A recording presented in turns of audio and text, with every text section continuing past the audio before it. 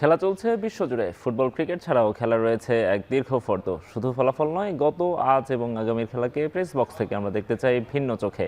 সেই দেখাটাই দেখতে পাবেন এখন মাঠে। সঙ্গে আছি আমি, নোমান আব্দুল্লাহ। আজকে আমরা আলোচনা করব বাংলাদেশের ক্রিকেট কাঠামো নিয়ে। আর এসব নিয়ে আলাপ করতে আমাদের সঙ্গে আছেন সহকর্মী জুবায়ের আহমেদ। জুবায়ের, আপনাকে স্বাগত জানাচ্ছি আমাদের স্টুডিওতে। জুবায়ের, আমরা ক্রিকেট কাঠামো নিয়ে আলাপ করব বলছিলাম। সামনে বিপিএলও আসছে, তার আগে আমাদের এনসিএল মাত্র শেষ হলো। আমাদের ডোমেস্টিক ক্রিকেট নিয়ে আলাপ করার একটা লম্বা সুযোগ আছে। আমরা যদিও সবসময় ন্যাশনাল টিম কেন্দ্রিক আমাদের আলাপটা সবসময় আমরা দেখি, কিন্তু ঘরোয়া ক্রিকেট থেকেই তো ইন্টারন্যাশনাল ক্রিকেটটা হয় না, বেসটা তো তৈরি হয় হচ্ছে ডোমেস্টিক ক্রিকেটে। তো এইখানে ফোকাসটা আসলে কতটুকু থাকে ক্রিকেটারদের, মিডিয়ার, বিসিবিরও কতটুকু ফোকাস থাকে আসলে? যদি ঘরোয়া ক্রিকেটের যদি আমরা শুধুমাত্র ওয়ানডে কেন্দ্রিক চিন্তা করি, তাহলে একটা মোটামুটি কিছুটা অন্তত আভাস পাওয়া যায় ঢাকা প্রিমিয়ার লিগের কল্যাণে। সেটা ঢাকা প্রিমিয়ার লিগটাকে এখন পর্যন্ত বাংলাদেশের ঘরোয়া ক্রিকেটের, যদি আমরা বিপিএলের উন্মাদন একটা থাকে টি-20 ক্রিকেট ফ্র্যাঞ্চাইজি টুর্নামেন্ট, কিন্তু এর বাইরে সম্ভবত ঢাকা প্রিমিয়ার লিগের দিকে একটু নজরটা থেকে যায়। বর্তমান সময় ক্লাবগুলোর বিদ্রোহের কারণে কিছুটা আমরা নজর দিচ্ছি ঢাকা ফার্স্ট ডিভিশন, যেটা প্রথম বিভাগের দিকে, কিন্তু এর বাহিরে একটা লম্বা সময় যদি আমরা চিন্তা করে দেখি, বাংলাদেশের সংস্কৃতিতে 80s বা 90s সময়টা তো ঢাকা এনসিএল এর যে প্রচলনটা ছিল বা 4 দিনের ক্রিকেটের যে প্রচলনটা ছিল, সেটা কিন্তু ধীরে ধীরে কমে যাচ্ছে। অনেক কিছু ইস্যু থাকে, সেটা 4 দিনের ক্রিকেটের প্রতি মানুষের অনাগ্রহ। বাংলাদেশ যেই প্যাটার্নে 4 দিনের ক্রিকেট বা টেস্ট ক্রিকেটটা খেলে থাকে সেটা, কারণ এখনকার দিনে তো স্বাভাবিকভাবে ক্রিকেটটা একটু ফাস্ট ক্রিকেট খেলছে, যেটা আমরা ইংল্যান্ড অস্ট্রেলিয়ার ক্ষেত্রেও দেখছি। ইভেন আজকের অ্যাডিলেড, ইংল্যান্ড অস্ট্রেলিয়ার ক্ষেত্রে ফার্স্ট ক্রিকেট দেখলো আমরা, কিন্তু ওদের দেশের টেস্টেরও আলাদা একটা জনপ্রিয়তা দেখি, যেটা বাংলাদেশে কখনোই মনে হয় তৈরি হয়নি। আমরা একদম লাস্ট যদি বলি যে বর্তমানে এই মুহূর্তে অ্যাশেজ যে অ্যাডিলেড টেস্টে অস্ট্রেলিয়া ব্যাটিং করছে, থার্ড সেশনে এসে তারা রান তুলছে ওভার প্রতি প্রায় 5 করে। তো সেই হিসাব করে যদি দেখি, তো সব মিলিয়ে যেটা বলা যায় যে ওই ফার্স্ট ক্রিকেটটা বাংলাদেশের ক্রিকেটে দেখা যায় না। বাংলাদেশের ক্রিকেটের ঘরোয়া ক্রিকেটের প্যাটার্নটা হয়ে গিয়েছে এমন 280, 320, এটা একটা স্ট্যান্ডার্ড স্কোর। তারপর পরে পিচটার একটা ইস্যুস থাকে, প্লেয়ারদের মাইন্ডসেটের একটা ইস্যুস থাকে, প্লেয়ারের কোয়ালিটির একটা ইস্যুস থাকে। সো 320, 340 যখন একটা ঘরোয়া ক্রিকেটের স্ট্যান্ডার্ড স্কোর হয়ে যায়, তখন অ্যাকচুয়ালি সেই ক্রিকেটটা প্রপার টেস্ট ক্রিকেট কিনা বা প্রপার 4 দিনের ক্রিকেটের প্রিপারেশন প্লেয়ারদেরকে দিচ্ছে কিনা, সেটা একটা প্রশ্ন থেকে যায়। সেকেন্ডলি যে জিনিসটা আসছে টি-20, আমরা দেখলাম যে এনসিএল টি-20 একটা করেছে, সেটাতে সারা ফেলার ট্রাই করেছে, বিসিবির সেই জায়গাটা ছিল, কিন্তু সেটা আসলে সে অর্থে করতে পারেনি। সেটা আমাদের ওই বারবার ঘুরে ফিরে একটা জিনিস আসে, পিচগুলো যখন আপ টু দ্য মার্ক হয় না, গ্লোবাল স্ট্যান্ডার্ড হয় না, তখন রানগুলো কম হয়। আর দিন শেষে যতটাই বলো হোক, ক্রিকেটটা রানের খেলা। আলটিমেটলি ক্রিকেটের ব্যাটসম্যানের ডাব্লিউজে গ্রেসের সেই বিখ্যাত কথাটা বলতে হয় যে দর্শকরা আসে আমার ব্যাটিং দেখতে, তোমার বোলিং নয়। সো আলটিমেটলি ওই ব্যাপারগুলো কিন্তু ক্রিকেটের ডিসাইডিং ফ্যাক্টর, ঘরোয়া ক্রিকেটের সেটা ডিসাইডিং ফ্যাক্টর। আমাদের টেস্টগুলোতে ভালো রান হচ্ছে না, একটা মাত্র ট্রিপল সেঞ্চুরি আছে বাংলাদেশের এন্টায়ার ফার্স্ট ক্লাসের হিস্ট্রিতে। সো আলটিমেটলি রানগুলো যখন হচ্ছে না, তখন মানুষজন একটু মুখ ফিরিয়ে নেয়, মিডিয়াগুলো আস্তে আস্তে কিছুটা ফোকাসটা হারিয়ে ফেলে এই ধরনের স্লো ক্রিকেটের দিকে। সো সম্ভবত যদি ফোকাসটাকে আনা যায়, তাহলে সেক্ষেত্রে ফার্স্ট যে জিনিসটা করতে হবে যে আমাদের প্যাটার্নটাকে ক্রিকেটীয় প্যাটার্ন এবং ক্রিকেটারদের মনস্তত্ত্বে কিছুটা চেঞ্জ আনা দরকার। রাইট, আমরা আপনার কাছে আবার ক্রিকেটারদের মনস্তত্ত্বের কথা বলছেন, এর সঙ্গে আরও অনেক কিছু আমার মনে হয় জড়িত। এইখানে আপনার এই যে আপনি যেটা বলছেন যে আমাদের ঢাকা প্রিমিয়ার লিগ বা হচ্ছে এনসিএল, বিসিএল, সেগুলো আলাদা ব্যাপার। এটার নিচের স্তর যেগুলো আছে, first division, second division, third division, আমরা মনে হয় এইদিকে একেবারেই তাকাই না। আমার মনে হয় বিসিবিও এক্ষেত্রে অনেকটা উদাসীন। বিসিবি উদাসীন এক্ষেত্রে বলা যেতেই পারে, বিকজ কিছুদিন আগে আমরা যে জিনিসটা দেখলাম সিসিডিএম এর ক্ষেত্রে, যে জিনিসটা ক্লাবগুলো বিসিবিকে চিঠি দিয়েছে, সেটা সিসিডিএম চেয়ারম্যান জানছেনই না, অথচ উনি বিসিবি পরিচালকের পদে বসে আছেন। আবার ক্লাবগুলো ব্যক্তিগত স্বার্থের জন্য ক্রিকেট খেলতে চাচ্ছে না। সো দেখা যায় যে এই ফার্স্ট ডিভিশন ক্লাব এবং হচ্ছে বিসিবির দ্বন্দ্বের মধ্যে হচ্ছে একদম পিছে যাচ্ছে হচ্ছে আমাদের ক্রিকেটাররা। এবং এই জায়গাটায় একটা পর্যায়ে গিয়ে আপনার যদি আমরা একদম সাদা চোখে সাধারণ মানুষের ভাষায় যদি বলি, একটা ইগোর দ্বন্দ্ব, একটা নিজেদের মর্যাদাটাকে স্ট্যাবলিশ করার যে একটা দ্বন্দ্ব, সেটার মধ্যে ক্লাবগুলো নিজেদের জায়গা অনক, বিসিবি নিজের জায়গা অনক, একটা মধ্যস্থতা কিন্তু কোনো জায়গায় নেই। মানে একেবারে নিয়ম বহির্ভূতভাবে বলে দেওয়া হচ্ছে যে 8টা ক্লাবকে রেলিগেটেড করে দেওয়া হবে, নতুন সূচি চলে আসছে, কিন্তু এটা তো কোনো সমাধান হতে পারে না। বিসিবির একটা প্ল্যান থাকা উচিত ছিল যে হ্যাঁ, আমার সম্পর্কে যদি এই ধরনের ক্লাবগুলোর অনাপত্তি থাকে, তাহলে আমরা কিভাবে আগাবো, ক্লাবগুলোর আপত্তি থাকলে আমরা কিভাবে আগাবো। ক্লাবগুলোর উচিত ছিল যে খেলা বন্ধ করে বিকল্প কোনো ভাবনা করা যায় কিনা, কিন্তু শুধুমাত্র সেটা আলোচিত বা সমালোচিত বলেই গণমাধ্যমের নজরে সেটা আসছে, ক্রিকেটের পরিমণ্ডলে যারা আছে তাদের দিক থেকে আসছে, কিন্তু এই ক্রিকেটারগুলো অ্যাকচুয়ালি কিভাবে তাদের নিজেদেরকে সারা বছর ফিট রাখে, তারা বিসিবির কোনো প্রোগ্রামের সাথে যুক্ত কিনা। আমাদের সাথে যখন প্রেস কনফারেন্সে কথা বলছিলেন এসব ক্রিকেটাররা, তখন তারা আমাদেরকে স্পষ্ট করে বলেছিলেন যে কোয়াবের সাথে তাদের কোনো সম্পৃক্ততা নেই। যদিও আমরা জানি কোয়াব ক্রিকেটারদের সংগঠন, কিন্তু দ্বিতীয় বা তৃতীয় স্তরে ক্রিকেটে গেলে কিন্তু কোয়াবের সাথে কোনো সম্পর্কিত নেই। পরবর্তীতে তারা সাংবাদিকদের প্রশ্নের জবাবে এটাও বলেছিলেন যে তারা নিজেদের একটা আলাদা সংগঠন তারা খোলার পরিকল্পনায় আছেন। তার মানে কি, আমরা যাদেরকে টপ টায়ারের ক্রিকেটার হিসেবে চিন্তা করছি, সেটা বিপিএল খেলা হোক, জাতীয় দল খেলা হোক বা ডিপিএল খেলা হোক, তাদের সাথে কিন্তু এইটার মধ্যে বিশাল বড় ফারাক, এবং এই ফারাকটা অ্যাকচুয়ালি এটা দায়িত্ব নিয়ে কে ফিল আপ করবে সেটারও কোনো অভিভাবক নেই। রাইট, আমরা আপনার ঘরোয়া ক্রিকেটের কাঠামোটা নিয়ে, এবং আমরা আপনি যেটি বলছিলেন যে এই যে ফার্স্ট ডিভিশনে এই অবস্থা এবং এই যে টিমগুলোকে রেলিগেটেড করে দিল, গতকাল আমরা বিসিবির অফিসিয়াল স্টেটমেন্টটা দেখেছি, সেখানে আমরা তারা বললো যে 8টা ক্লাব হচ্ছে অংশ নেয়নি, তাদেরকে হচ্ছে সরাসরি তারা রেলিগেটেড করে দিচ্ছে এবং এবছর রেলিগেশন জোনের খেলা হচ্ছে না, এবং হচ্ছে এই 8টা টিম হচ্ছে সেকেন্ড ডিভিশনে চলে যাবে। তো এই 8টা টিম যেহেতু ফার্স্ট ডিভিশন খেলেনি, তারা সেকেন্ড ডিভিশনেও খেলবে, এটা আমরা খেলবে না এটা আমরা ধরেই নিতে পারি। সেক্ষেত্রে সেকেন্ড ডিভিশন কি হবে, তারপর থার্ড ডিভিশনের কি হবে, এই পুরো স্ট্রাকচারটাই তো সেক্ষেত্রে কলাপস করলো। কলাপস করলো বলতে কি, সেকেন্ড ডিভিশন থেকে আমরা যতটুকু জানি 15টা টিম খেলছে না। এখন পুরো সিস্টেমটাকে কিন্তু উল্টো দিকে নেওয়া হচ্ছে। আগে থার্ড ডিভিশন হয়ে তারপর প্রমোশন হয়ে সেকেন্ড ডিভিশন, সেখান থেকে রিলিগেশন প্রমোশনের হিসাব করে সেকেন্ড ডিভিশন, সেখান থেকে রিলিগেশন প্রমোশনের হিসাব হয়ে প্রথম ডিভিশন, তারপরে রিলিগেশন প্রমোশনের হিসাব হয়ে প্রিমিয়ার লিগ। ব্যাপারটা এমন ছিল। এখন উল্টো দিকে করতে গিয়ে বাংলাদেশ ক্রিকেটকে একটা নতুন সিস্টেমের দিকে চলে যাচ্ছে কিনা সেটা কিন্তু একটা প্রশ্ন থেকে যায়, যে হ্যাঁ তাহলে যদি 12টা দল নিয়ে আমাদের প্রথম বিভাগ, তারপরে আমাদের দ্বিতীয় বিভাগও আরও সংক্ষিপ্ত হলো, তৃতীয় বিভাগ আর একটা সংক্ষিপ্ত হলো, প্রিমিয়ার ডিভিশনটা তাহলে আর কয়টা দলকে নিয়ে করবে, প্রিমিয়ার লিগটা কয় দলের হবে? প্রিমিয়ার লিগে কিন্তু আবাহনী, মোহামেডানের মতো অভিজাত ক্লাবগুলো সহ অনেকেই কিন্তু নেই। তাহলে প্রিমিয়ার লিগেরটা হিসেবটা কী হবে? তাহলে বিসিবিকে একটা নতুন কাঠামোর পথে হাঁটছে কিনা, যে 2025-26 সালের পর থেকে বাংলাদেশের ক্রিকেটের, ঘরোয়া ক্রিকেটের একটা নতুন কাঠামো হচ্ছে কিনা সেটাও কিন্তু একটা প্রশ্ন থেকে যায়। কলাপস করছে, এবং সেই কাঠামোটা যে মানে উন্নতির দিকে হাঁটছে এমন তো না, তাই না? অবশ্যই কোনোভাবে উন্নতি না। কম্পিটিশন যখন কমে যাচ্ছে, আমার ক্রিকেটার তৈরির রাস্তাটাও কমে যাচ্ছে। বাংলাদেশে এমনিতেই ক্রিকেটার তৈরির রাস্তাটাই কিন্তু খুব ছোট। বয়সভিত্তিক ক্রিকেট থেকেই বাংলাদেশের ক্রিকেটে প্রায় 45 থেকে 50% পর্যন্ত আসেন। বর্তমান বাংলাদেশ দলের যাদেরকে আমরা দেখব তাদের প্রায় বেশিরভাগই 2020 সালের সেই টি-20 আন্ডার-19 ওয়ার্ল্ড কাপটা জিতে আসা প্লেয়াররা। সো এমনিতেই আমাদের খেলোয়াড় তৈরির প্রক্রিয়াটা খুবই স্বল্প। তার মধ্যে যদি আমরা টিমগুলোকে রেলিগেশন জোনে পাঠিয়ে দিয়ে লিগগুলোকে আরও ছোট করে ফেলি, তাহলে ক্রিকেটার উঠে আসার প্রক্রিয়াটা কি হবে?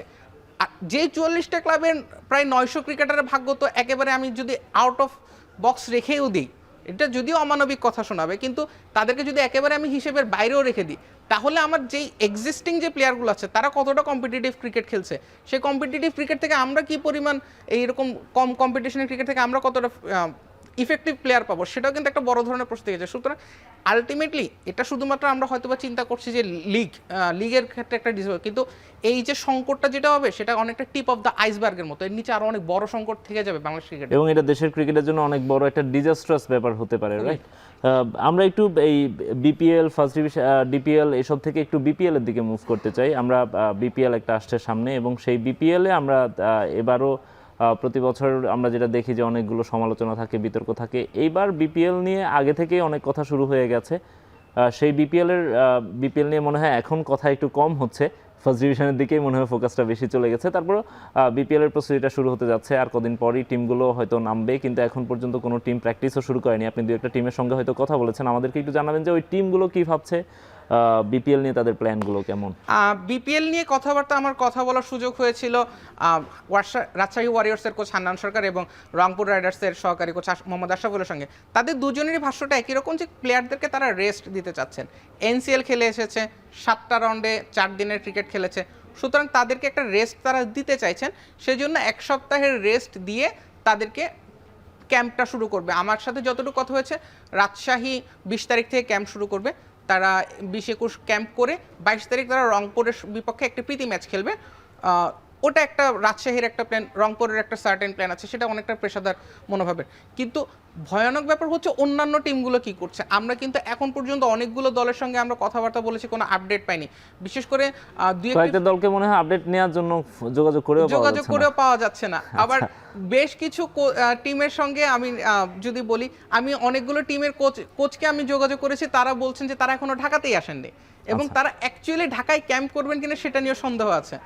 তো ঢাকায় যদি ক্যাম্পই না করে, তারা সরাসরি সিলেটে যাবে, তাহলে দলগুলো সিলেট যাত্রা, অফিসিয়াল যাত্রা আমরা যতটুকু জানি 23 তারিখ থেকে 24 তারিখ, তাহলে 23-24 তারিখ 2 দিনের ক্যাম্প করে কি 26 তারিখ থেকে টুর্নামেন্ট শুরু, তাহলে কি এটা কোনোভাবে কি মানে একটা আদর্শ ফ্র্যাঞ্চাইজ লিগ হতে পারে কিনা? আমরা আইপিএল এর ক্যাম্পিংগুলো দেখি, আইপিএল মোটামুটি সারা বছরে নিজেদেরকে মাঠের সাথে যুক্ত রাখে। যদি তাও না হতো অন্তত 2 সপ্তাহ, এখন সেক্ষেত্রে বলা যেতেই পারে যে এনসিএল এর সূচি ছিল, কিন্তু এনসিএল এর সূচিগুলো কি মানে বিপিএল এর কেন্দ্রিক করেও যদি আমরা যদি একটু চিন্তা ভাবনা করি বা ক্রিকেটের সার্বিকভাবে যদি চিন্তা করি, আমাদের সূচিগুলো সম্ভবত একটু রিফর্ম করা দরকার। কারণ এভাবে আসলে এটা একটা লম্বা পথ ছিল, এনসিএল এর যে লম্বা একটা রাউন্ড ছিল, 7টা রাউন্ডে 4 দিন করে খেলা। তো এত কিছু পরে প্লেয়ারদেরও বিশ্রাম দরকার, সেই জায়গাটাতে কোচদেরকে দায় দেওয়ার কোনো সুযোগ নেই, কিন্তু তাদেরও 7টা দিনের বিশ্রাম প্রাপ্ত না। সেখানেও তো আসলে এনসিএল এর বিশ্রাম এখন আপনারা বলছেন হয়তো, কিন্তু আমরা দেখেছি যে অকশনটাও তো হয়েছে অনেক পরে। আপনি টুর্নামেন্ট শুরু হচ্ছে মাসখানেকও ছিল না হাতে, অকশনটা হলো। তার আগ পর্যন্ত আমরা দেখেছি যে অকশনের আগের দিন হচ্ছে প্লেয়ার লিস্ট নিয়ে একটা ধোঁয়াশা তৈরি হয়। দ্যাট মিনস হচ্ছে টিমগুলোও কিন্তু সেভাবে অ্যাওয়ার্ড ছিল না আর কি। 30 নভেম্বর অকশনটা হয়, 26 ডিসেম্বর আমাদের টুর্নামেন্ট শুরু, তার মানে 30 নভেম্বরের আগে অকশনটা রেডি ছিল না, অকশন রেডি ছিল না। আমরা যোগাযোগ করেছিলাম বিসিবি এবং বিপিএল এর বেশ কিছু কর্তাবৃত্তের সাথে, তাদের সাথে যখন আমরা কথাবার্তা বলেছিলাম 28 তারিখ পর্যন্ত টিমের প্লেয়ারগুলো মানে ফুল লিস্ট টিমগুলোর কাছে আসেনি। তাহলে অ্যাকচুয়ালি পুরো বিপিএলটাই খুব কেন জানি তড়িঘড়ি করে সাজানো একটা প্রসেস মনে হচ্ছে।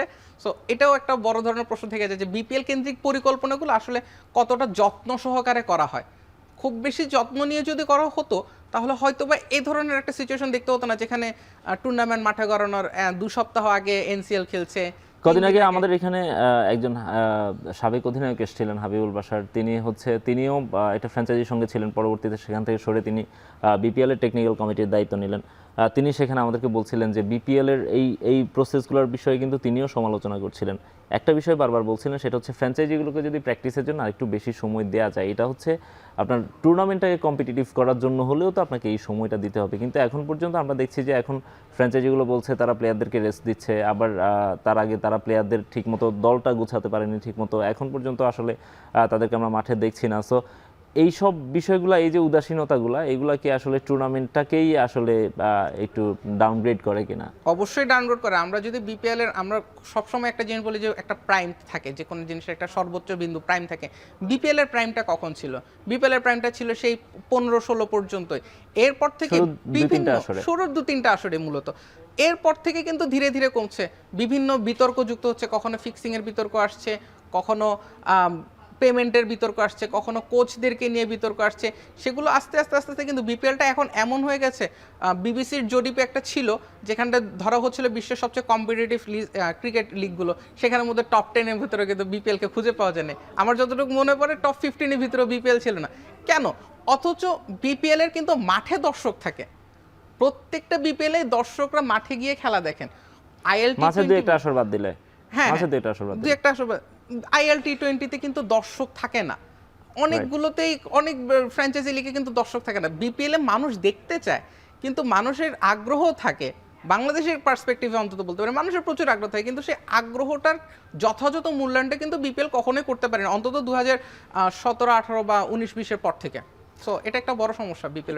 এবারের আসরটা নিয়েই এই গত বছর আমরা দেখেছি যে প্রচুর ভাঙচুর হয়েছে, টিকিট নিয়ে কারাগারি হয়েছে, অনেকগুলো বিশৃঙ্খলা ছিল।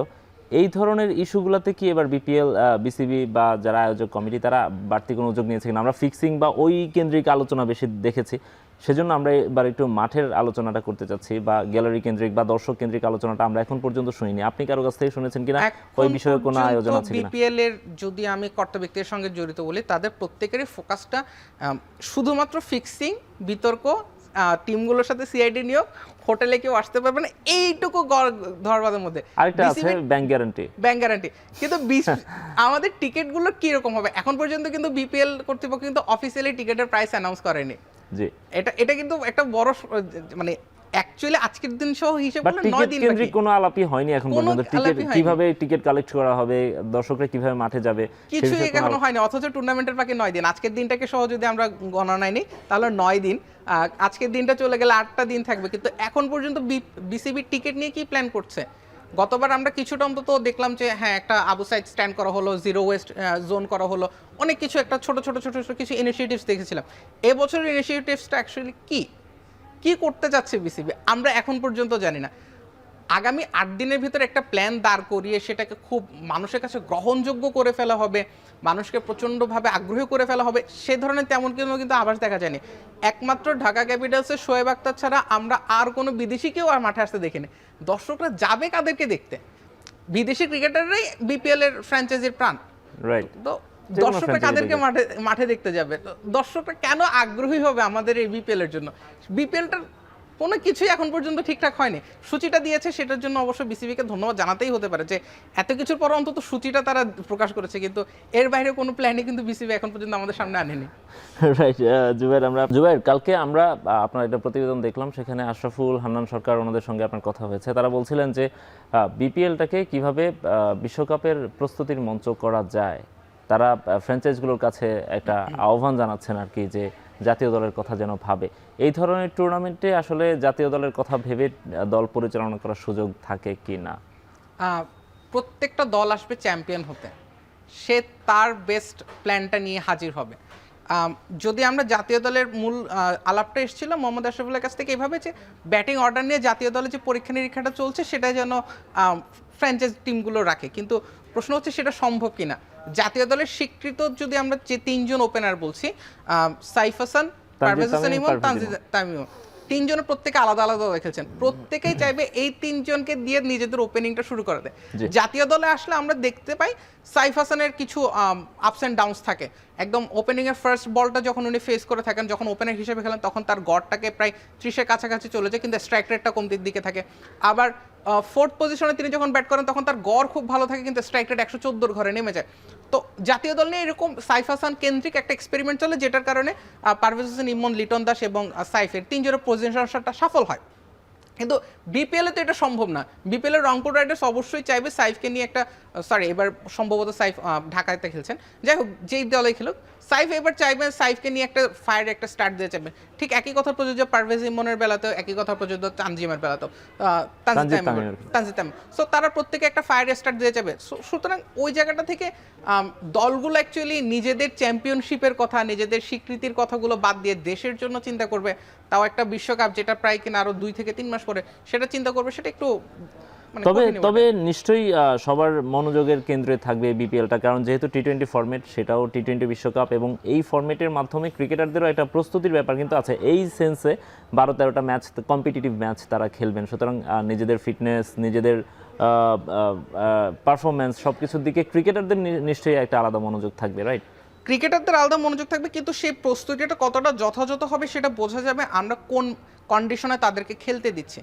বিশ্বকাপে বাংলাদেশের ম্যাচগুলো বেশিরভাগই ডে টাইমে, যদি শীতকাল চলে আসবে, ইন্ডিয়াতে তখন শীতকালই থাকার কথা, ডিউ ফ্যাক্টর থাকবে। প্রিপারেশন বাংলাদেশের বিপিএল এর মঞ্চে কিভাবে নিবে সেটা বোঝা যাবে কন্ডিশনসটা কীরকম। আমরা দিনের বেলাতে ম্যাচগুলোতে আমরা কিভাবে খেলছি, আমরা রাত্রে শুধুমাত্র শিশির কেন্দ্রিক প্ল্যান করে আমরা দল সাজাচ্ছি কিনা, কিংবা আরেকটা জিনিসে আমাদের দিকে থাকতে হবে যে উইকেটটার আচরণটা কেমন হচ্ছে। ওয়ার্ল্ড কাপের উইকেটটা কিন্তু একেবারে আলাদা, ব্যাটিং ফ্রেন্ডলি বা বলা চলে একদম রান সহায়ক একটা উইকেট হবে। এখন বিপিএল এর কী মানের উইকেট আমরা পাচ্ছি, যদিও আসার কথা গত বিপিএলে আমরা খুব ব্যাটিং ফ্রেন্ডলি উইকেট পেয়েছি, প্রচুর রান হয়েছে, তবে গত বিপিএলে একটা বিতর্ক ছিল বাউন্ডারি সীমানা ছোট করে দেওয়ার একটা বিতর্ক ছিল। সুতরাং ওটা নিশ্চয়ই আমরা বিশ্বকাপে পাবো না। এখন রান বাড়াতে গিয়ে বিসিবি কী প্ল্যানস নিচ্ছে বা প্লেয়াররা কিভাবে এক্সিকিউট করছে কন্ডিশনের সঙ্গে, সেটা কিন্তু একটা বড় ইফেক্ট ফেলবে বিশ্বকাপে। আরেকটা জিনিস, ঘরোয়া ক্রিকেটে বাংলাদেশের ঘরোয়া ক্রিকেটের যে মানটা, বাংলাদেশের ঘরোয়া ক্রিকেটে দেখা যায় যে একজন ব্যাটসম্যান হয়তো বা ঘরোয়াতে প্রচুর রান করছেন কিন্তু ইন্টারন্যাশনাল স্টেজে তাকে দেখা যাচ্ছে না, কারণ এক্ষেত্রে যে জিনিসটা হয় উইকেটের পাশাপাশি আমাদের ঘরোয়াতে যে যারা বোলিং করছেন বলারদের সেই মানটা বা যেসব ব্যাটসম্যানের বিপক্ষে তারা বল করছেন সেটা যে কেমন হবে, সুতরাং খেলোয়াড়দের মানগুলো কিন্তু অ্যাকচুয়ালি ডিফার করবে। কম্পিটিটিভ ম্যাচের আবহে থাকাটা একটা আরও একটা গুরুত্বপূর্ণ ব্যাপার আমার কাছে মনে হয় যে 6টা টিমই কি কম্পিটিটিভ ম্যাচ খেলার মতো সামর্থ্য রাখে কিনা, কারণ আমরা যে বিপিএলে এখন পর্যন্ত যে 6টা ফ্র্যাঞ্চাইজি দেখেছি তাদের যে টিম স্ট্রাকচার দেখেছি, তাদের যে মানে তাদের যে স্কোয়াড দেখেছি আমরা, সেখানে আমার কাছে মনে হয় না 2-1টা টিম ছাড়া অন্য টিমগুলো ওভাবে শিরোপার জন্য বা চ্যাম্পিয়ন্স লড়াইয়ের জন্য প্রস্তুত আছে।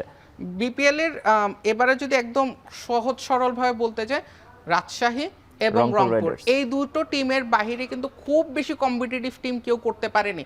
চিটাগং এর যে টিম স্ট্রাকচারটা যেটা ছিল, তারা ঘরোয়া ক্রিকেটে রীতিমতো পরীক্ষিতদেরকে নিয়ে করেছে। সুবাগত হোম এনসিএলে খুব ভালো করেছেন, মুকিদুল ইসলাম মুগ্ধ এনসিএলে ভালো করেছেন, নাইম শেখ এনসিএলে ভালো করেছেন, কিন্তু বুঝতে হবে যারা ঘরোয়াতে যারা ভালো করেছেন তারা 4 দিনের ফর্মেটা ভালো করেছেন। তাদেরকে ঠিক টি20তে আমি একই রকমের কম্পিটিশন, তারা একই রকমের চ্যালেঞ্জ তারা অপোনেন্টকে উপহার দিবে, সেটা ভাবাটা কতটা যুক্তিযুক্ত আমি জানি না, তবে তারা ঘরোয়াতে প্রুভেন। তবে তাদের কোচিং প্যানেল নিয়ে মনে হয় একটু কথা আছে, সেক্ষেত্রে ফ্র্যাঞ্চাইজ টুর্নামেন্টের জন্য আপনি ওই মানের কোচিং প্যানেল যদি না পান সেক্ষেত্রে আপনি কি ওই রেসে থাকতে পারবেন কিনা? কোচিংটা তো বিপিএল এর জন্য সবসময় একটা জিনিস থাকে যে আমাদের ঘরোয়া কোচরাই বিপিএলটাকে সবসময় চালু করে। এবছর শুধুমাত্র দুটোতে বিদেশি কোচ আসছেন, মিকি আর্থার বরাবরই রংপুরের, আর সঙ্গে র্যাডফোর্ড আসছেন ঢাকা ক্যাপিটালস। এর বাহিরে কিন্তু খুব বেশি কোচিং নিয়েও কিন্তু খুব বেশি দেশে কোচটা অবশ্যই বাংলাদেশের সাম্প্রতিক যতটুকু আমরা সাফল্য দেখছি বাংলা টাইগার্স ক্যাম্পগুলোর কারণে দেশীয় কোচরা খুব অবদান রাখছেন, কিন্তু কম্পিটিশনের যে মানদণ্ডটা থাকে সেই জায়গাতে কিন্তু বাংলাদেশের কোচিংটা কিছুটা পিছিয়ে আছে, এটা স্বীকার করতেই হবে, এটা খুব বেশি অস্বীকারের জায়গা নেই। সুতরাং সেই জায়গাটায় কতটা কম্পিটিটিভ এনভায়রনমেন্ট বিপিএল উপহার দিতে পারছে, প্লেয়ারদের কতটা নার্ভের টেস্ট নিতে পারছে, সেটা একটা বিষয়। বিপিএলটাকে শুধুমাত্র ফান হিসেবে যদি আমরা না ধরি, একটা নার্ভের টেস্ট ধরি, তাহলে কিন্তু একটা বিষয় থাকে। নার্ভের টেস্টে কেন বলছি, বাংলাদেশের যদি আমরা দেখি যে কোনো বড় মঞ্চে গেলে বাংলাদেশের কিন্তু প্লেয়ারদের কলাপস হয়। লিটন দাসের আইপিএল ক্যারিয়ারটা যদি আমরা চিন্তা করি, এক ম্যাচের পরে কিন্তু কলকাতা তাকে আর খেলায়নি, কারণ নার্ভের ওই একটা ম্যাচে কিন্তু লিটন কলাপস করেছিলেন। মাশরাফি বিন মুর্তজা অনেক ভালো ক্রিকেটার ছিলেন, আইপিএলে তাকে প্রথম আসরে খুব টানাটানি পড়ে গিয়েছিল, একটা ওভার 26 রান দেওয়ার সেই নার্ভটা তিনি ধরে রাখতে পারেন। সো নার্ভের টেস্টে বিপিএল কতটা নিতে পারছে সেটাই বেসিক্যালি ডিসাইড করবে যে ইন্টারন্যাশনাল আমরা এটা সুফল পাচ্ছি কিনা।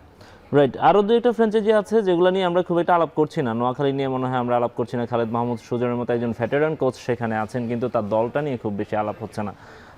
একই সঙ্গে সিলেট নিয়ে আমাদের সেখানেও আমাদের ডোমেস্টিক ক্রিকেটের খুবই পরিচিত একজন কোচ আছেন, কিন্তু দলটা নিয়ে খুব বেশি আলাপ হচ্ছে না। এই দুইটা দল নিয়ে আলাপ কম হওয়ার কারণ কি? স্কোয়াডই শুধুমাত্র নাকি অন্য কোনো রিজন আছে? সবচেয়ে বড় ইস্যু স্কোয়াড। নোয়াখালীতে আমরা খুব আশা ছিল যে নোয়াখালী শেষ দিকে যুক্ত হচ্ছে, খুব একটা ভালো চমক নিয়ে আসবে, কিন্তু তাদেরও দুর্ভাগ্য তারা কুশাল মেন্ডিসকে পাচ্ছে কিনা সেটা নিয়ে একটা ধারণা আছে, বিকজ কুশাল মেন্ডিস আমরা যতটুকু জানি তিনি আইএল টি20 খেলতে গিয়ে ইনজুরিতে পড়েছেন, সম্ভবত তার নোয়াখালীতে খেলা হবে না। সেক্ষেত্রে নোয়াখালীর বাদবাকি ব্যাকআপটা কেমন হবে সেটা একটা খুব দেখার বিষয় হবে। নোয়াখালীর বোলিং সাইডটা কিন্তু খুব স্ট্রং আমরা বলতে পারছি না। সো নোয়াখালীতে দেখা যাচ্ছে খুব মাঝারি মানের একটা দল, বিপিএল স্ট্যান্ডার্ড একটা দল, নট আউটস্ট্যান্ডিং কিছু, বিপিএল স্ট্যান্ডার্ড একটা দল নিয়ে নোয়াখালী যাচ্ছে।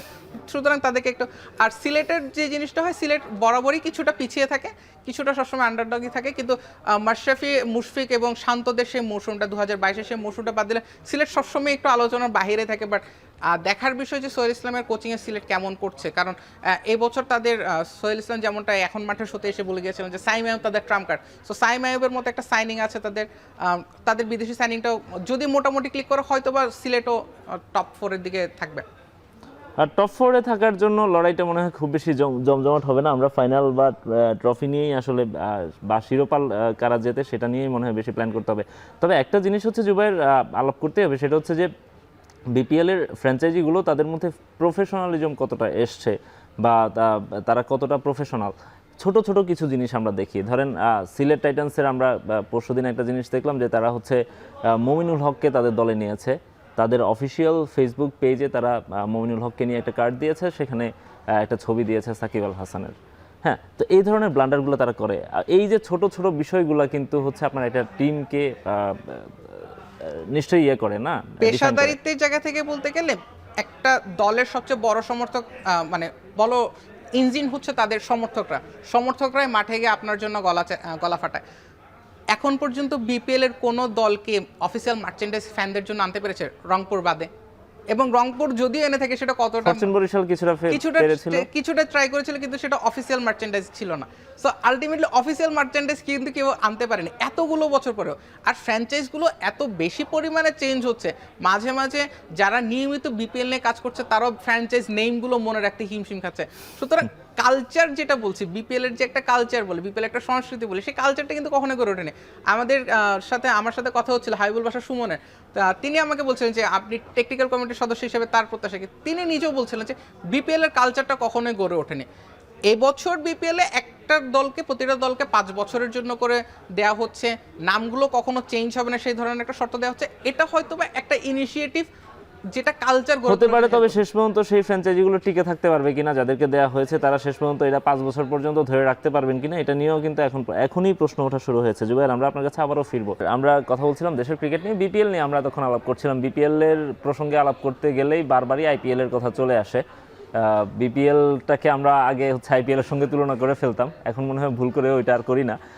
তারপরে আইপিএল এর আলাপ চলে আসে, এবং গতকাল আমরা দেখলাম যে আইপিএল এর একটা অকশনও হলো, সেখানে বাংলাদেশের 2জন ক্রিকেটারকে নিয়েও বেশ আলাপ হলো। একজন ক্রিকেটার রেকর্ডই করে ফেললেন, আর একজন ক্রিকেটার একেবারে আনসোল্ড থাকলেন। আইপিএল এর নিলামটা নিয়ে একটু কথা বলতে চাই, মুস্তাফিজকে নিয়ে একটু কথা বলতে চাই। আমাদের এই যে এত সীমাবদ্ধতার মধ্যেও মুস্তাফিজ কি গ্লোবাল আইকন হয়ে উঠছেন কিনা? অবশ্যই এই কথা স্বীকার করতে হবে, মুস্তাফিজ গ্লোবাল আইকন হয়ে উঠছেন। এবং মুস্তাফিজের ডেথ ওভারের কার্যকারিতাটা এবং ডেথ ওভারে তার যে স্লোয়ারটা, সেটা কতটা ইম্প্যাক্টফুল সেটা কিন্তু আইপিএল এর তার পরিসংখ্যানগুলোকেই বলে। আইপিএল এর সম্ভবত মুস্তাফিজ দিল্লিতে তার দ্বিতীয় যে সিজনটা ছিল, সেই সিজনে তার প্রতি উইকেটের পেছনে 2টো উইকেট ছিল, প্রতি উইকেটের পেছনে 78 করে খরচ করতে হয়েছিল। এর বাহিরে কিন্তু ওই একটা সিজনকে যদি বাদ দেয়, তাহলে কিন্তু মুস্তাফিজ আইপিএল এর সবসময় ধারাবাহিক, এবং বেস প্রাইজে হলেও মুস্তাফিজকে দলে নেওয়ার একটা চিন্তাভাবনা থাকে। কলকাতার ক্ষেত্রে গতকাল যেটা ছিল, কলকাতার ডেথ ওভারে বোলিংয়ের কার্যকারিতা, বোলিং যারা করবেন তাদের ক্ষেত্রে একটা শর্ট ছিল। নরকিয়া খুব ভালো বলার, কিন্তু নরকিয়া সবসময় যে ফিট থাকছেন না, তার ইনজুরির একটা প্রবণ একজন প্লেয়ার। সো অনেকদিন মনে হয় তিনি ফর্মেও নেই। এবং কলকাতার যে হার্ষিত রানাকেও তারা রিটেন করেছে। হার্ষিত রানাও কিন্তু ডেথ ওভারে খুব বেশি কার্যকর না, গতবার যেটাকে কলকাতাকে খুব ভুগিয়েছে। সেই পরিকল্পনায় মুস্তাফিজ এবং পাথিরানো দুজনই তাদের কাছে অপশন ছিল। পাথিরানো খুব একটা ফর্মে নেই, পাথিরানো বেশ অনেকটা দিন ধরে তার জাতীয় দল থেকে বাইরে, এবং আইএলটি-তে খুব ভালো অবস্থানে নেই। সুতরাং মুস্তাফিজকে অনেকটা ডেসপারেট ছিল কলকাতা, এবং সেটাই আলটিমেটলি পরবর্তী 9 কোটি 20 লাখ রুপি পর্যন্ত গিয়েছে তার জন্য। বাট মুস্তাফিজ ডেথ ওভারের কার্যকারিতাটাই হয়তো আমরা কলকাতাতে এবার নতুন আরেকটা জার্সি দেখবো, যেটা তার 6ষ্ঠ আইপিএল টিম হবে। রাইট, 10 বছরে 6টা আইপিএল টিমে। অ্যাট দ্য সেম টাইম আমরা তাসকিনকে নিয়ে অনেক আশা করছিলাম। মাঝখানে আমি যদি আজকে থেকে 2 বছর আগের কথা বলি, সেখানে আমরা দেখেছিলাম দারুণ একটা ছন্দ তাসকিন দেখিয়েছিলেন। শুরুর দিকে, তার ক্যারিয়ার শুরুর দিকে আমরা যেটা তাকে দেখেছিলাম যে একটু বিশৃঙ্খল বোলিং ছিল, সেখান থেকে তিনি অনেকটাই কামব্যাক করেছিলেন এবং বেশ ভালো ছন্দে ছিলেন। মাঝে গত 2-3টা সিজন আমরা শুনেছি যে আইপিএল টিমগুলো তার সঙ্গে যোগাযোগ করেছিল, 2-একটা টিমে তার খেলার সম্ভাবনা ছিল, বিসিবি থেকে এনওসি পাননি, নানা কথাবার্তা হচ্ছিল। এবার তিনি সম্ভবত এনওসিটা পেতেন, কিন্তু আনসোল্ড থেকে গেলেন। তাসকিনকে নিয়ে আপনার অবজারভেশন? তাসকিনের এটা বলতে খুব কষ্ট হয়, কিন্তু তাসকিনের সে আগের সেই ফিটনেস বা ফর্ম কোনোটাই কিন্তু তাসকিনকে সঙ্গ দিচ্ছে না। তাসকিন বারবার ইনজুরিতে পড়ছেন। একটা প্লেয়ারকে, আইপিএলটা প্রায় 2.5 মাসের একটা টুর্নামেন্ট, একটা আইপিএলের 2.5 মাসের টুর্নামেন্টে ভ্রমণ ক্লান্তি থাকে, ম্যাচের ক্লান্তি থাকে, প্র্যাকটিস সেশনস থাকে। পুরোটা আসরে তাকে পাওয়া যাবে কিনা সেটা যেমন একটা প্রশ্ন, পুরোটা আসরে তিনি ফিট থাকছেন কিনা সেটা আরেকটা প্রশ্ন।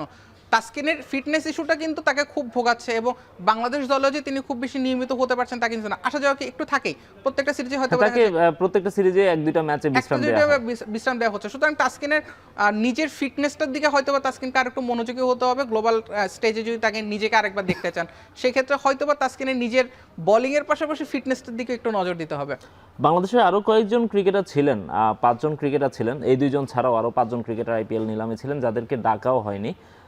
এইখানে একটা প্রশ্ন উঠে যায় যে সম্ভবত বাংলাদেশই পৃথিবীর ক্রিকেট প্লেয়িং দেশগুলোর মধ্যে একমাত্র দেশ যাদের থেকে সবচেয়ে কম ক্রিকেটার আইপিএলে যায়। ইভেন আফগানিস্তানেরও মনে হয় হচ্ছে বেশি ক্রিকেটার যায়। আমি জানি না এবছর কজন আছেন, বাট আফগানিস্তানের অনেক ক্রিকেটার আইপিএলে খেলে থাকেন। আমি রশিদ খান, নবীরা তো আছেনই, তাদের সঙ্গে মুজিবদেরকে রেগুলার খেলতে দেখি, গুরবাজদেরকে রেগুলার খেলতে দেখি সেখানে। তো বাংলাদেশ থেকে এত কম ক্রিকেটার ওখানে যাওয়ার কারণ কি? এটা কি অনেকে এখানে আপনার ডিপ্লোম্যাটিক কারণ খোঁজে, আমার কাছে মনে হয় এটার চেয়েও গুরুত্বপূর্ণ বাংলাদেশের ক্রিকেটারগুলো আসলে ওই স্ট্যান্ডার্ডের কিনা। এটা অবশ্যই একটা বড় প্রশ্ন। আমাদের ক্রিকেটাররা সেই স্ট্যান্ডার্ডে যেতে পারেননি। আপনি মুস্তাফিজ ছাড়া কাকে দেখবেন আপনি এই মুহূর্তে উইকেট টেকিং বলার হিসেবে নিজেকে প্রতিষ্ঠিত করেছেন? আমাদের পার্সপেক্টিভে আমরা হয়তো শেখ মেহেদীকে বলতে পারি যে তিনি প্রত্যেকটা স্পেলে উইকেটের কার্যকারিতা, কিন্তু কেন আমরা শেখ মেহেদীকে আমরা আইপিএলের প্রত্যাশা করব? ঠিক কোন কারণে করব? আইপিএলের যে স্ট্যান্ডার্ডটা থাকছে সেটার স্ট্যান্ডার্ডটা এতটাই হাই, এটাকে অনেক ক্ষেত্রে গ্লোবাল কম্পিটিশনের মতোই বলা চলে। আইপিএলের সেই স্ট্যান্ডার্ডে আমাদের প্লেয়াররা যেতে পারছে, এবং আপনি যদি দেখেন যে 7 জন গিয়েছে এবার, 7 জনের প্রত্যেকেই বলার এবং বিশেষ করে পেসার, 2 জন ছিলেন স্পিনার। সুতরাং বোঝাই যাচ্ছে যে বাংলাদেশের ব্যাটিংয়ের যে অংশটা থেকে যাচ্ছে, বাংলাদেশের ব্যাটিংয়ের সমস্যা তো চিরাই হতো।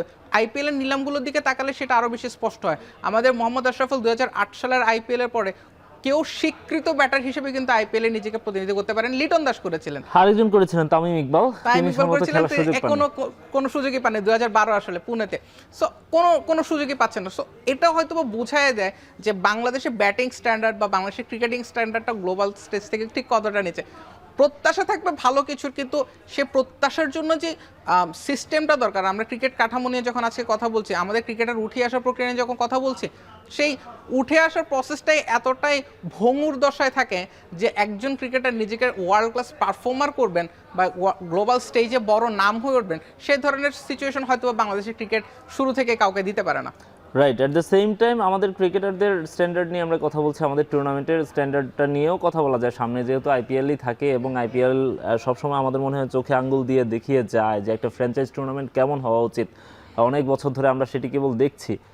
আপনার কাছে কি মনে হয় না যে এই যে বিপিএলটা আমরা করছি প্রতি বছর, আইপিএলের আদলেই তো করি, মানে একই স্ট্রাকচার, একই টুর্নামেন্ট, একই ফ্র্যাঞ্চাইজ টুর্নামেন্ট, তো আইপিএলটা কি হচ্ছে আমাদেরকে চোখে আঙ্গুল দিয়ে দেখিয়ে দিয়ে যায় কিনা যে একটা টুর্নামেন্ট আসলে এভাবে হওয়া উচিত? শুধুমাত্র ক্রিকেটারদের স্ট্যান্ডার্ড তো না, অনেক কিছুর ব্যাপারই তো আছে সেখানে। আইপিএলটা শুধুমাত্র ক্রিকেট বাংলাদেশের জন্য না, আইপিএলটা কিন্তু একটা গ্লোবাল স্ট্যান্ডার্ডই সেট করে দেয়। আজকের দিনে যদি দক্ষিণ আফ্রিকার SA20 বলা হয়, বা ইভেন লন্ডন দ্য 100 যেটা হচ্ছে ইংল্যান্ডে, আলটিমেটলি আইপিএল টিমগুলো সেখানে যায়, তারা নিজেদের কন্ডিশনসগুলো অ্যাপ্লাই করে, তারা নিজেরাই ওই টুর্নামেন্টটাকে শেপ দেয়। সম্ভবত একমাত্র টুর্নামেন্ট পিএসএল যেটা আইপিএলের সেই বলয়ের বা আইপিএলের সেই গণ্ডিটার বাইরে। কিন্তু বিপিএল এর সাথে যখন অন্যান্য লিগগুলো তুলনা করব, বাংলাদেশের পিএসএল অনেক পরে শুরু হয়েছে। পিএসএল মাঝে অনেক বিতর্কিত ছিল, একটা সময় বিশ্বের সবচেয়ে কম প্রাইজ মানির টুর্নামেন্টও ছিল, কিন্তু পিএসএলও যেভাবে ডেভেলপ করেছে আইপিএলের সেই প্রভাবে প্রভাবিত হয়ে, কিংবা আইপিএল তাদের দলগুলোকে যেভাবে সাজায়, তাদের নিলামটাকে যেভাবে সাজায়, সেটার তুলনায় বিপিএলের তুলনা করতে চাওয়াটাই হয়তো বিপিএলের জন্য কিছুটা বোকামি। কারণ একটা টুর্নামেন্ট বিপিএল যখন আয়োজন হয় তার 3 থেকে 4 মাস আগ পর্যন্ত কিন্তু বিসিবিতে কোনো পরিকল্পনা দেখা যায় না। আমি যদি আজকে থেকে যদি আমরা জুলাই আগস্টের দিকে ফিরে তাকাই, আগস্ট সেপ্টেম্বর মাসে কিন্তু বিপিএল কেন্দ্রিক কোনো পরিকল্পনা ছিল না।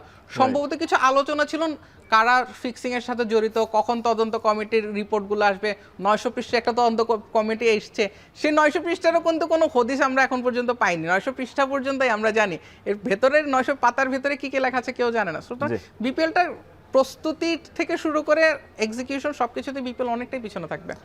রাইট, তবে আর বেশি পেছনে থাকা উচিত না। আমার মনে হয় যে এখন থেকে প্ল্যান করা উচিত বিপিএলটাকে কিভাবে গ্লোবাল স্ট্যান্ডার্ডে নিয়ে যাওয়া যায়, কিভাবে আমাদের দেশের ক্রিকেটের মানটা বাড়ানো যায়, কিভাবে দেশের ক্রিকেট কাঠামোটা ঠিকভাবে করা যায়, সেটি নিয়ে আমার মনে হয় এখন থেকেই কাজ শুরু করে দেওয়া উচিত। জুবাইর, আপনাকে অসংখ্য ধন্যবাদ আমাদেরকে সময় দেওয়ার জন্য। ধন্যবাদ। শেষ করছি এখন মাঠের আজকের আয়োজন। এখন টেলিভিশন ওয়েবসাইটে দেখতে ভিজিট করুন www.ekhon.tv, এছাড়া ফেসবুকে দেখুন facebook.com/tv.ekhon, ইউটিউবে এখন টেলিভিশন দেখতে ভিজিট করুন youtube.com/c/ekhon tv।